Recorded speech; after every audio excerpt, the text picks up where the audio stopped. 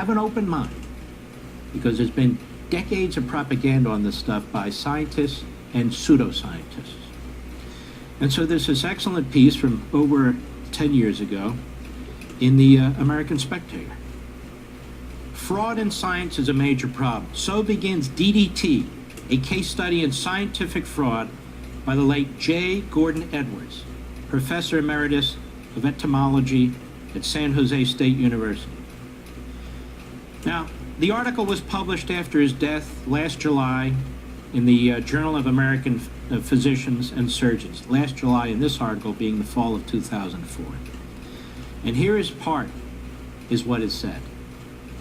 In World War I, prior to the discovery of the insecticide potential of DDT, typhus killed more servicemen than bullets. Typhus killed more servicemen than bullets in a horrific war that took hundreds of thousands of lives, World War I. In World War II, typhus was not a problem. What happened? The world has marveled at the effectiveness of DDT in fighting malaria, yellow fever, dengue, sleeping sickness, plague, encephalitis, West Nile virus, other diseases transmitted by mosquitoes, fleas, and lice. Today, the greatest killer and disabler is malaria, which kills one person every 30 seconds. By the 1960s, DDT had brought malaria near extinction.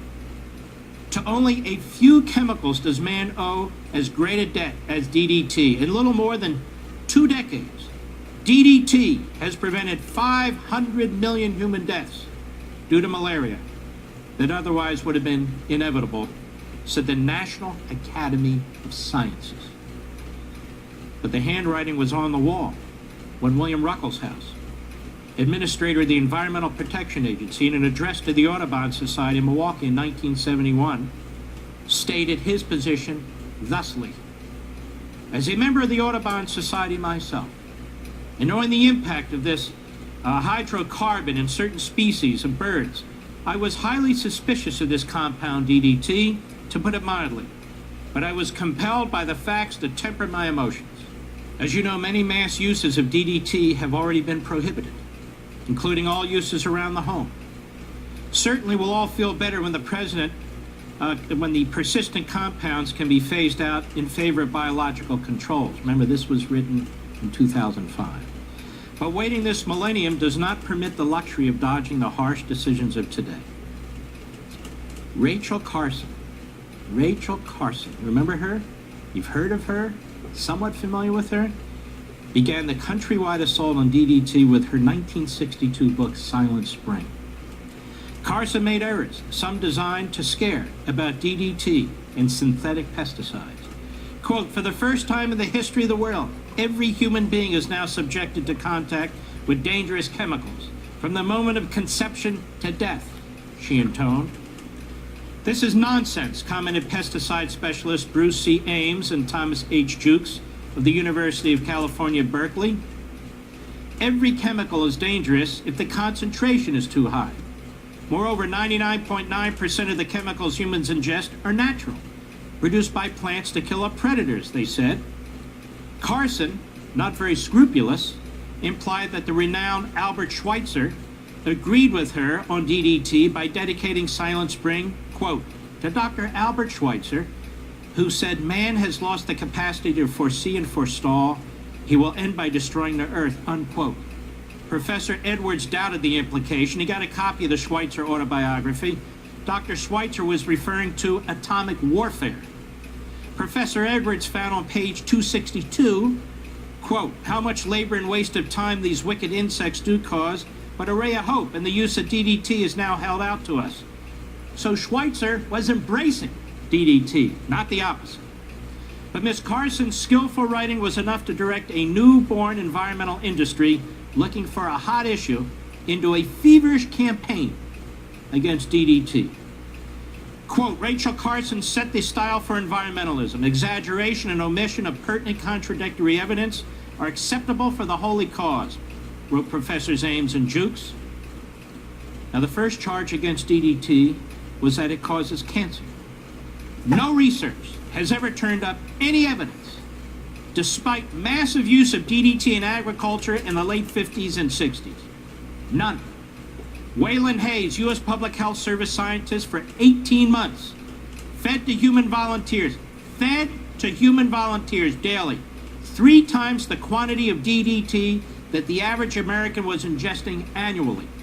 None experienced any adverse effect then or 6 to 10 years later. Workers without wearing protective clothing, with 9 to 19 years of continuous exposure to DDT in the Montrose Chemical Company, which manufactured DDT, never developed a single case of cancer.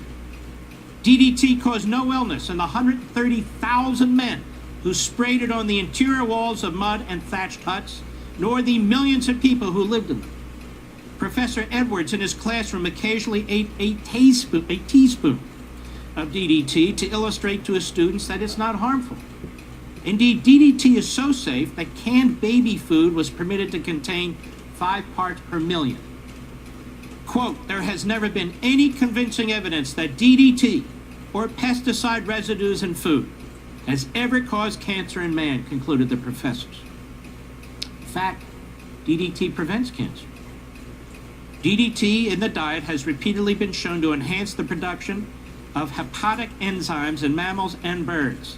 Those enzymes inhibit tumors and cancers in humans as well as wildlife, wrote Professor Edwards in 1992.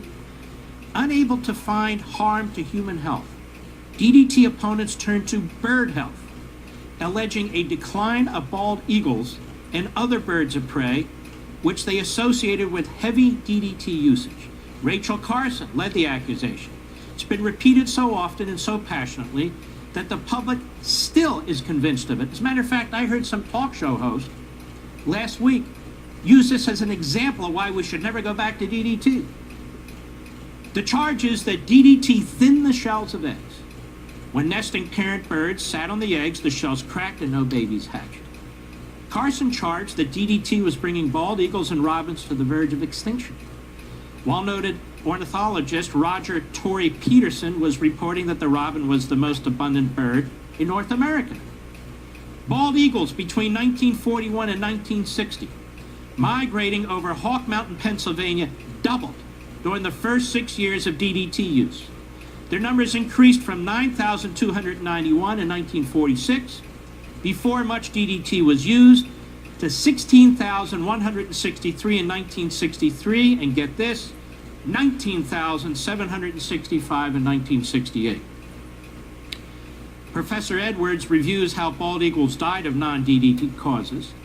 In Alaska, 128,000 were shot for bounty payments between 1917 and 1956.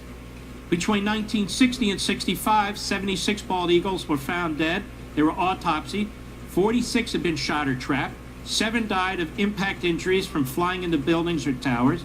Between 1965 and 1980, shootings, trappings, electrocutions, and impact injuries chiefly accounted for their deaths. Although some birds declined before DDT, they became much more abundant during the years of greatest DDT use. But facts have impeded the endless repetition of Carson's bird myth. Scientists tested this popular shell-thinning hypothesis. U.S. Fish and Wildlife Service biologists fed birds for 112 days on a diet with 100 times as much DDT as they were getting from the environment. No thinning of eggshells was found. No thinning of eggshells. The DDT had no effects on the birds. One experimenter, to demonstrate eggshell thinning, fed quail a diet with DDT, but containing only 1/5 the normal amount of calcium. His experiment succeeded in producing thinner eggshells, but his deception was exposed. It was the lack of calcium, not the presence of DDT. In 1969, the Environmental Defense Fund, then 3 guys with a clipboard, now Environmental Defense, the Sierra Club, and the National Audubon Society petitioned the Secretary of Agriculture to ban DDT, claiming it is a carcinogenic to humans. He agreed to partially phase it out by December 31, 1970, which did not satisfy the environmentalists. The Audubon Society and the Natural Resources Defense Fund to stop exports of DDT to third world countries where malaria is prevalent. instituted a number of lawsuits, ultimately gaining the support of the U.S. Agency for International Development, that is USAID, in 1977. Now, listen to this. EPA appointed Administrative Law Judge Edmund Sweeney to evaluate DDT. In 1971 to 72, he conducted a 7-month hearing. This is also in Liberty and Tyranny. EPA actually participated, testifying against DDT. Now remember, the EPA was founded in 1970 by Richard Nixon. Its first administrator is this William Ruckelshaus, who's a member of the Audubon Society and against DDT from the get-go. So 1971 to 72, the EPA appointed administrative law judge holds a long 7-month factual investigation and hearing. The EPA participates against DDT. Judge Sweeney, after 80 days of testimony from 150 expert scientists, ruled that DDT, quote, is not a carcinogenic, mutagenic, or teratogenic hazard to man and does not have a deleterious effect on freshwater fish, estuarine organisms, wild birds, or other wildlife. There is a present need for the continued use of DDT for the essential uses defined in this case. That's what the judge rules at the EPA. The Environmental Defense Fund appealed Sweeney's decision. The appeal should have been passed to an independent jurist, according to Ruckelshaus's general counsel, John Quarles. But Ruckelshaus steps in. He says, I'm going to rule on this case myself. And not surprisingly, he upheld the ban, despite all the testimony, despite the judge's finding. He upheld his own ban, quote, on the grounds that DDT poses a carcinogenic risk to humans. In 1994, by the way, he was to deny that was the basis for the ban. He banned DDT, though he had not attended a day of the 80-day hearing nor read a page of the transcript, as he told the Santa Ana Register on July 23, 1972. In 1979, on April 26, Ruckelshaus wrote the American Farm Bureau Federation that the ban was imposed for political, not scientific reasons. Quote, science, along with other disciplines such as economics, has a role to play, but the ultimate judgment remains political, he wrote. But in 1994, he wrote in a letter to the Wall Street Journal, quote, the scientific basis for the ban was solid then and still stands. DDT is a highly persistent chemical that moves up the food chain and it accumulates in the fatty tissues of humans. However, according to Professor Edwards, it does no harm. Professor Edwards says that DDT residues do not build up in an animal food chain because they are metabolized and excreted by fish, birds, and mammals. Now, Ruckelshaus isn't even a scientist. He's a lawyer. In his March 24, 1994 Wall Street Journal letter, Ruckelshaus wrote that the direct ecological effect and the basis for his decision, quote, was its proven impact on the thickness of eggshells of raptors, birds such as the brown pelican and a falcon. The decision was not based on any claim of human carcinogenicity. I'll get these words. But in 1972, he had overridden Judge Sweeney on the ground that DDT does pose a carcinogenic risk to human beings. The brown pelican and the falcon did suffer declines in population, but not because of DDT. According to Professor Edwards, DDT effects on bird abundance and reproduction. Brown pelicans suffered not from fish they ate, but from the catastrophic reproductive failure caused by the Great Santa Barbara oil spill surrounding their nesting colonies on the island of Anacapa. Federal and California officials ignored the oil spill and attributed the pelican difficulties solely to DDT in the environment. In Texas, peregrine falcons declined from 5,000 in 1918 to 200 in 1941, 3 years before DDT. Around the Gulf of Mexico, they declined from 1918 to 1934 by 82%, but the 1935 survey was done 15 years before DDT. Likewise, in the East, peregrine falcons declined long before there was any DDT present there because of egg collectors and falconers. Falconers raided every nest they could find and shot falcons on sight. Ruckelshaus, besides ruling on the appeal to uphold his own reversal of Sweeney's decision, refused Freedom of Information Act demands for papers relating to the case. He called them internal memos, effectively preventing scientists from refuting his opinion. He also refused to file an environmental impact statement on the effects of his DDT ban. In 1970, in a brief supporting the Secretary of Agriculture in the Circuit Court of Appeals for the District of Columbia, Ruckelshaus praised DDT. DDT is not endangering the public health and has an amazing and exemplary record of safe use. DDT, when properly used as recommended concentrations, does not cause a toxic response in man or other mammals and is not harmful. The carcinogenic claims regarding DDT are unproven speculation. But subsequently, Ruckelshaus, alleging adverse effects of DDT, signed fundraising letters on behalf of the Environmental Defense Fund. On his personal stationery, he wrote, quote, "EDF scientists blew the whistle on DDT by showing it to be a cancer hazard, and 3 years later, when the dust had cleared, EDF had won," unquote.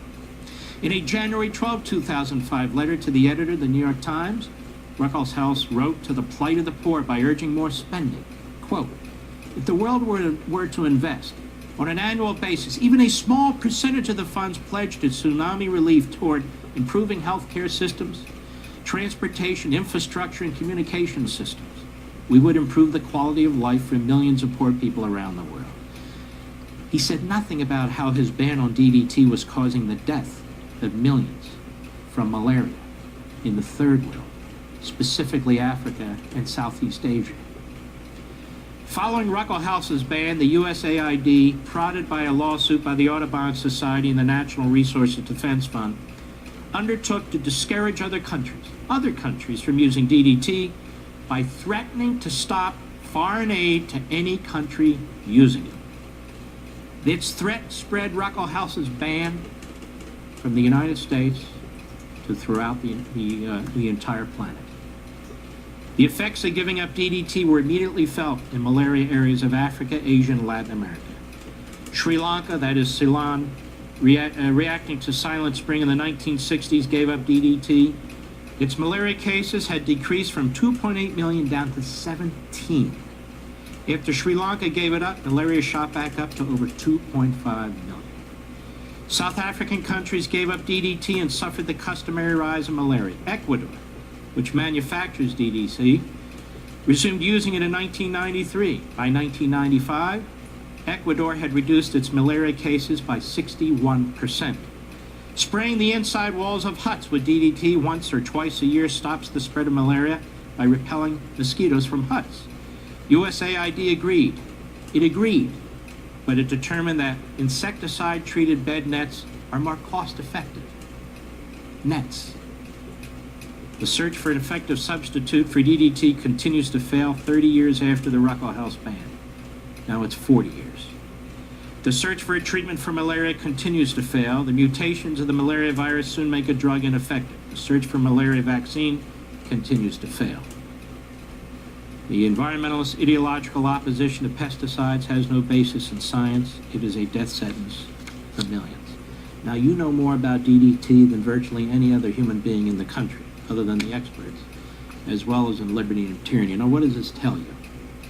This tells you that a lot of these decisions that are being made by our government and in the Environmental Protection Agency have absolutely nothing to do with safety or health, clean water or clean air.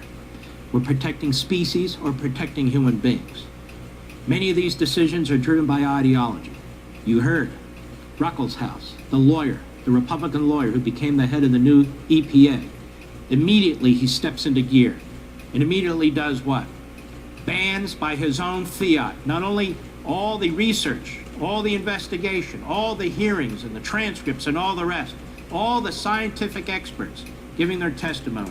He decided, without reading the transcript or listening to a single minute of the hearing, to ban it. Then the USAID, which gives aid to the third world in particular, it puts out a fiat. If you want money from us, you need to ban DDT too. Ladies and gentlemen, millions and millions of human beings have died in Africa, in Asia, in Latin America. poor people who have no way out as a result of viruses like malaria, mosquito-borne viruses, and so forth.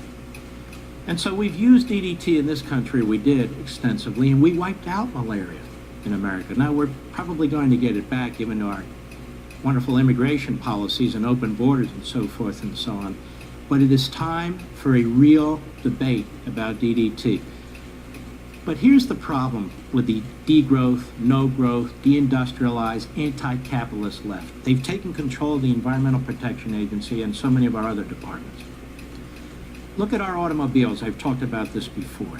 How many fellow Americans are slaughtered on our streets because automobiles have so little steel in them anymore, given the CAFE standards?